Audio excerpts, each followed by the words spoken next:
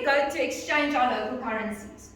You can exchange your currencies either in South Africa before you go on a trip, or you can already at the airport or somewhere else when you go to your destination exchange. But do you think who will exchange their rands in South Africa? Rather. Okay. The rest of you, would you go when you go to America just with your rands go there, say hello, I want to exchange? Okay, so rather exchange your rands in your actual country, because then you can tell the person, I'm going to England. So that you don't think, oh, I'll use dollars. They must use dollars there, I think it'll be okay. So that you can be sure you have the right currency. Yes. Yes. Okay, so we can exchange at our local banks, AXA, Capitec, Nedbank, all of those things, if they have a foreign exchange desk. Just phone them, you say, hello, I'm coming to exchange my money. You go, you exchange your money. You can go to the international banks in South Africa. So they are normally in the major cities like Sandton, those type of places. Let's say we're going to China, then we say, Bank of China, I'm coming, I want your money. Go. Then you can do it through other foreign exchange bureaus like American Express or Bidvest or things like that. And then also major airports, hotels, travel agencies, they will also have a foreign exchange desk. But the thing with travel agents, they will sometimes offer you a cash passport. So in my opinion, the cash passport is nice because you use it like a credit card, but it's on a fixed exchange rate. So let's say we wake up this morning, we go get our cash passport, and the rand is good. So that means we get more money for our rands. Then it fixes it on that exchange rate. But let's say you didn't do that, you're going to America, and now all of a sudden the rand plummets and it's 40 rand per dollar. Now you pay 40 rand for $1, where if you took the cash passport on a fixed amount, it would have been 22 rand or 18 rand for $1. Alright, so how does foreign exchange fit into tourism? We use the multiplier effect when we talk about foreign exchange and tourism. This is a process whereby the money spent on incoming international tourists filter through the whole economy. So when a tourist comes into the country with their foreign exchange, they buy tickets to go to Seven Mountain at 1,000 rand a person. They buy tickets to the Gautrain. They use money, they spend money at all the restaurants and stuff like that. So that money goes into our economy directly, and it affects the people who work for those industries. So let's say your air hostesses or your waiters, they benefit directly from the travel agents, or from the incoming tourism. Then they take their money and they go and spend it at home. They go buy education, they buy school clothes, and they go buy food and stuff like that. And then that benefits the economy indirectly. Okay, so I'm a bit slow there. In this way, the money filters through the whole economy, and then at the end of the day, South Africa benefits. Okay. So, for example, Jenny works as an air hostess and she gets paid a salary. What type of benefit is that from tourism? Direct or indirect? Jenny works as an air hostess. Okay? She gets paid a salary. Is that direct or indirect benefiting from tourism? Direct. Yes, because I'm a foreigner and I'm giving Jenny money to do a service.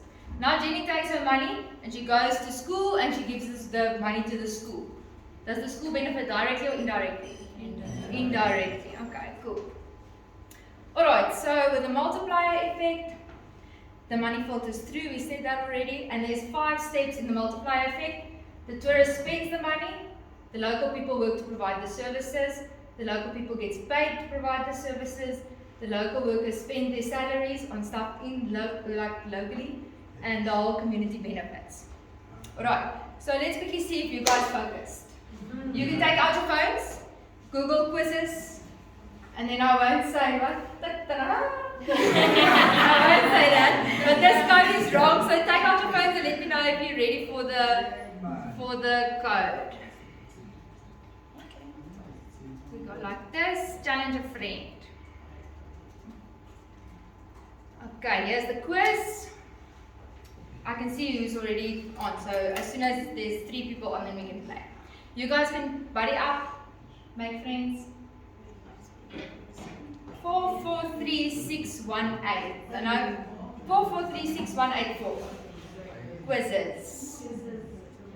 QUIZZES. IZZ. No.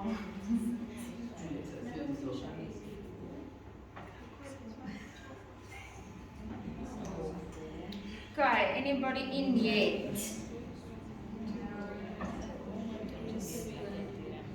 That's that. But one person, 2 people. Alright, as soon as we've got 3 people, then we can start. Do you miss my answer on the thing? Oh, you've got there. Okay. Alright, 5 people. Okay, we're going to start so long. 1, 2, 3, go. Okay, but you must read your questions because I think this is just going to be different questions.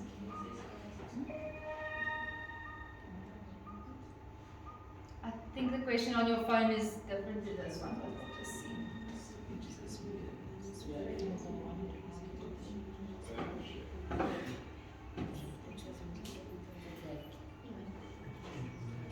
I don't think, don't look at this one. Look at the ones on your phone.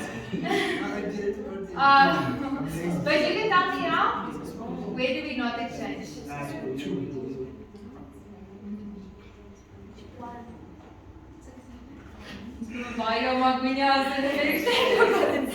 Yes. Okay, how far are you guys with your questions? Huh? Did you get it wrong? Okay, so this one, let's do this one together. Where can a tourist not change their currency? Does anyone know? Local street vendors, because they're not reliable. They'll tell you the exchange rate is 100 Rand for $1. Scallops. Okay. Oh, shush you. Okay, so let's see with the points. Okay, what is the estimated exchange rate for the British pound? England, you guys had your menu earlier. What was your pound? You didn't have England. Okay, so it's about 22 Rand. It's the worst one because it costs, it's the strongest one actually, so that's good. What is the process whereby money spent by inbound international tourists benefit the local people? Can you remember that yet? Multiplier effect. Multiplier effect. I can't even spell. Multiplier effect. Okay? And I think the last question is, which currency represents GPY? Remember ZAR was Rand, yeah? Japanese yen, there we go. Alright, that's all the questions. I think, let's double check. I think so. Alright, so your homework for next week, we will peer assess this. You can just somewhere write these answers in your workbook, and next week we'll go through everything. Alright, cool. Any questions? No. Then I'm back. You understand what to do here? Yes. Okay, cool. Thank you guys. Have a lovely day.